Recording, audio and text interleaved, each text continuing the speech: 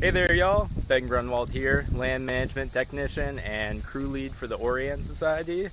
I'm out here on one of our burns with our partners at the Nature Conservancy at one of their preserves.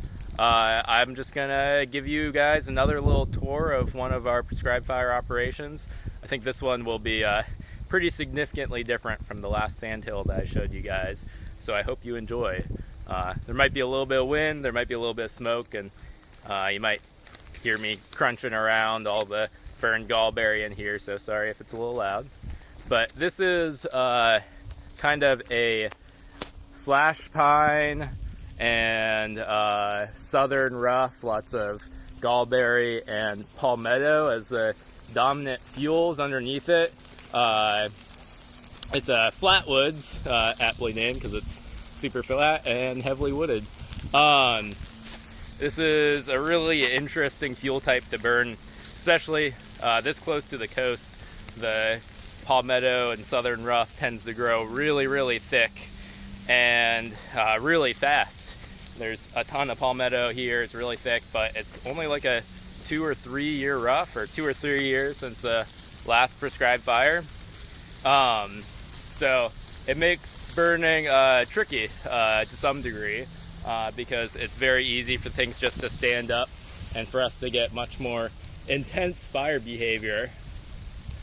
But that's not always a bad thing.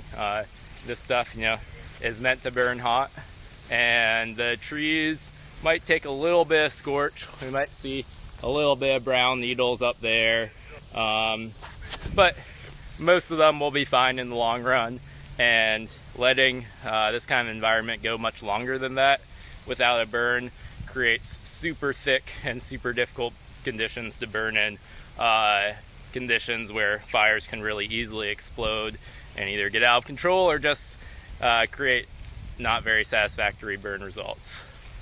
So for today's fire, it's pretty cool. We're just sort of on the outsides of the fire, on either side of it, slowly drawing the fire down the lines, create flanking fires that'll pull themselves in, not really doing much interior ignition.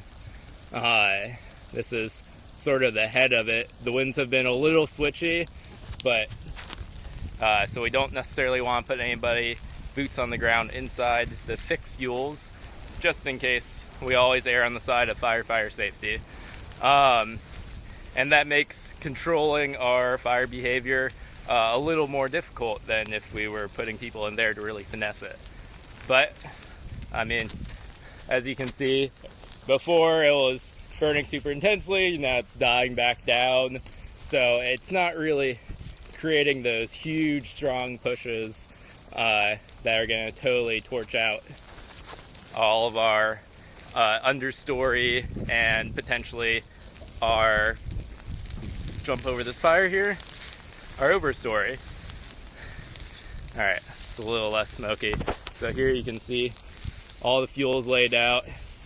Again, this is a kind of classic coastal plains, obviously planted pine, so maybe a bit thicker than they'd be naturally, more rows than you'd see naturally, of mixed slash pine and some longleaf in there, with even some wiregrass mixed in. It's been a really awesome burn to be a part of. I mean, even this late in the season with this thick fuels, excuse me, and sometimes kind of spicy fire behavior that we're seeing, we're still gonna overall get really great fire effects and feel comfortable with the burn as it's happening. So just take a moment to shut up and let you guys enjoy what we're seeing.